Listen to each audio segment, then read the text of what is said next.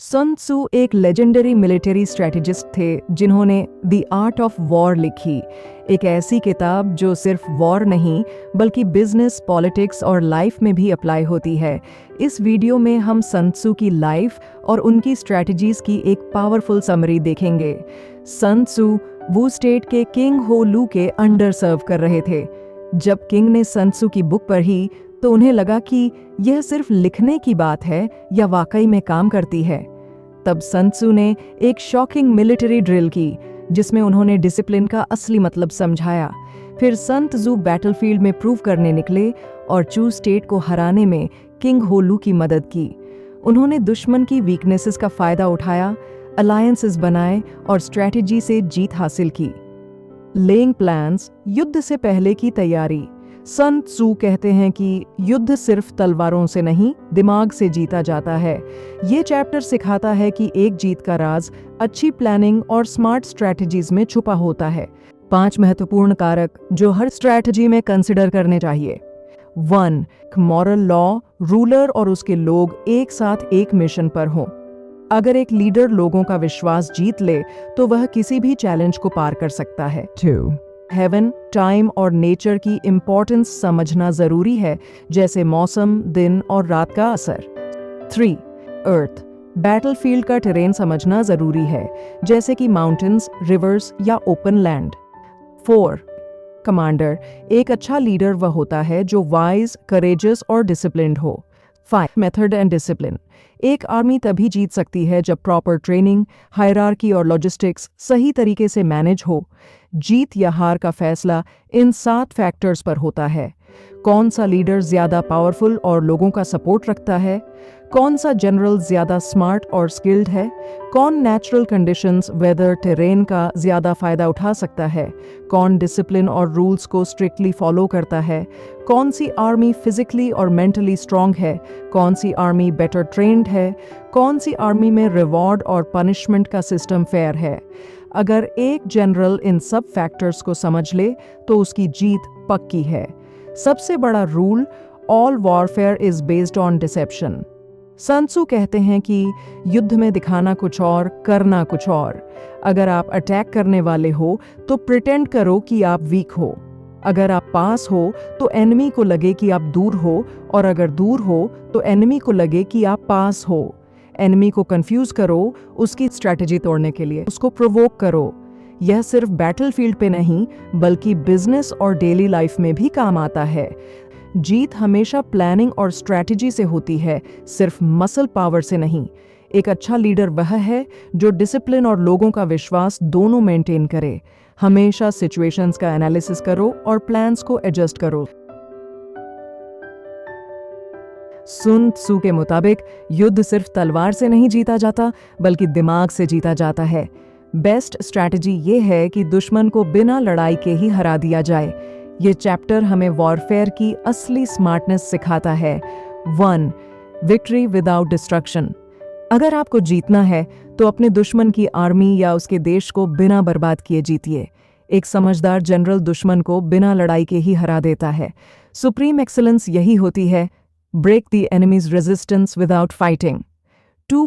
Best strategy in war, Sun Tzu ने war के अलग अलग लेवल्स बताए हैं। बेस्ट, दुश्मन के प्लान्स को फेल करना।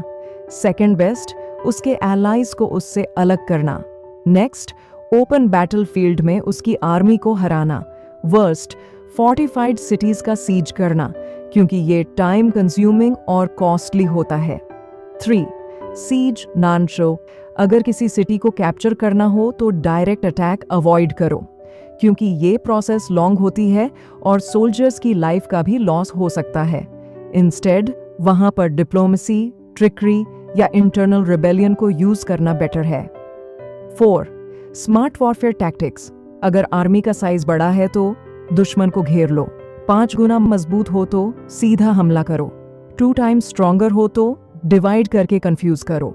सेम स्ट्रेंथ हो तो बैटल के लिए प्रिपेयर रहो।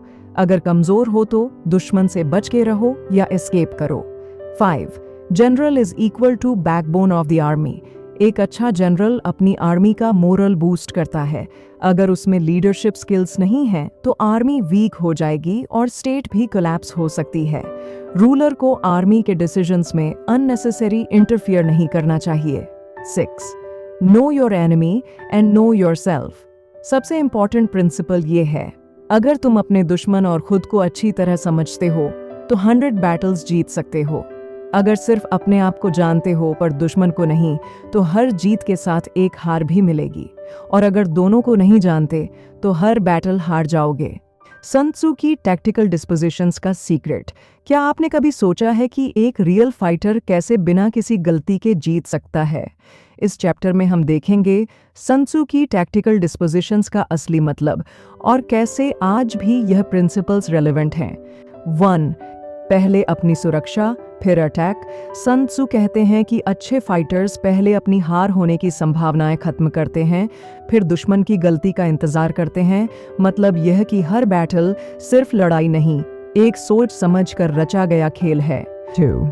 अगर आप अपनी हार होने से बच सकते हो तो यह आपकी स्ट्रैटेजी का कमाल है, लेकिन दुश्मन को हराने का मौका दुश्मन खुद देता है अपनी गलतियों से। डिफेंसिव होने का मतलब है कि अभी ताकत कम है और अग्रेसिव होने का मतलब है कि आप फुल पावर में हो। 3. स्मार्ट फाइटर का असली कमाल।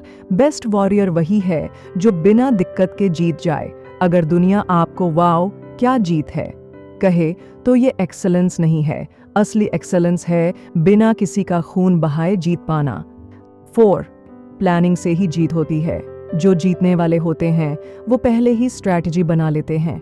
अगर पहले ही प्लानिंग की जाए तो लड़ाई जीतने की गारंटी होती है। Weak points and strong 1. पहले पोजीशन लो फिर लड़ो। सन त्सू कहते हैं कि जो पहले बैटलफील्ड पर होता है उसका एडवांटेज होता है, जो बाद में आता है उसको थकान और हड़बड़ाहट का सामना करना पड़ता है। यानी हमेशा प्रोएक्टिव रहो, ना कि रिएक्टिव। 2. दुश्मन को कंट्रोल करो। अक्लमंद योद्धा अपनी मर्जी से दुश्मन को कंट्रोल करता है, बल्कि दुश्मन की चाल में नहीं फंसता। किसी भी सिचुएशन में आपको अपनी स्ट्रैटेजी दूसरे के हाथों में नहीं देनी चाहिए। 3. दुश्मन को अपने पास आने पर मजबूर करो। अगर आप चाहते हो कि दुश्मन अटैक करे तो उसको या तो कोई लाभ दिखाना पड़ेगा या नुकसान पहुंचाना पड़ेगा जिससे वो मजबूर हो जाए। ये वॉरफेयर का साइकोलॉजिकल एस्पेक्ट है जो हर फील्ड में काम आता है। 4. कमजोर जगह पर मारो, मजबूत जगह से बचो। ये स्ट्रैटेजी यह कहती है कि कभी भी एक सॉलिड और वेल डिफेंडेड एरिया को अटैक मत करो। हमला वही करो जहां दुश्मन कमजोर हो। 5. दिखाई मत दो, दुश्मन को छलो। अगर दुश्मन तुम्हारी स्ट्रैटेजी नहीं समझ पाएगा तो उसके लिए तुम्हें हराना मुश्किल होगा। यही डिसेप्शन यानी धोखा देने की कला है जो सन त्सू के प्रिंसिपल्स में एक पावरफुल टूल है। 6. रैपिड मूवमेंट की ताकत। अगर आप दुश्मन से ज्यादा तेज हो तो आप किसी भी वक्त सुरक्षित रिट्रीट कर सकते हो या फिर उसकी कमजोरी का फायदा उठा सकते हो। यानी आराम से चलो, लेकिन जरूरत पड़े तो बिजली की रफ्तार से एक्शन लो। 7. दुश्मन की प्लानिंग को समझो। अगर आप जान जाओ कि दुश्मन क्या सोच रहा है तो उसका तोड़ निकालना आसान हो जाएगा। इंफॉर्मेशन और इंटेलिजेंस एक योद्धा का सबसे बड़ा हथियार है। 8. आर्मी को यूनाइटेड रखो। अगर आपकी टीम या आर्मी एक साथ रहेगी तो आप कम रिसोर्सेज के साथ भी जीत सकते हो। डिवाइड एंड रूल का उल्टा सोचो, दुश्मन को डिवाइड करो, अपने लोगों को यूनाइटेड रखो। 9. बैटलफील्ड का टाइम और जगह कंट्रोल करो। अगर आपको पता है कि बैटल कब और कहां होने वाली है तो आप अपनी आर्मी को वहीं कॉन्सेंट्रेट कर सकते हो, और अगर दुश्मन को ये पता नहीं है तो उसको हर जगह तैयारी रखनी पड़ेगी जिससे वो कमजोर होगा। 10. स्ट्रैटेजी हर बार नई होनी चाहिए। जो एक स्ट्रैटेजी आज काम की है वो कल भी काम करेगी, यह जरूरी नहीं है। स्थिति के मुताबिक अपनी रणनीति बदलो। 11. युद्ध का पानी जैसा स्वभाव, जैसे पानी अपना रास्ता खुद बनाता है वैसे ही एक सही योद्धा स्थिति के मुताबिक अपनी रणनीति समायोजित करता है। 12. दुश्मन की ताकत को ही उसकी कमजोरी बनाओ। अगर आप दुश्मन की स्ट्रैटेजी का पूरा एनालिसिस कर लो तो उसकी ही चाल को उसके खिलाफ यूज कर सकते हो। यह अल्टीमेट टैक्टिकल विजडम है। सन त्सू के ये युद्ध के सिद्धांत सिर्फ बैटलफील्ड के लिए नहीं है, बल्कि हर फील्ड, बिजनेस, पॉलिटिक्स, लीडरशिप और इवन पर्सनल लाइफ में भी इस्तेमाल हो सकते हैं। तो दोस्तों ये थी आज की वीडियो। अगर ये वीडियो आपको पसंद आई तो लाइक करें, कमेंट करें और शेयर करें ताकि ये विजडम और लोगों तक पहुंच सके। मिलते हैं अगली वीडियो में एक नए लेसन के साथ।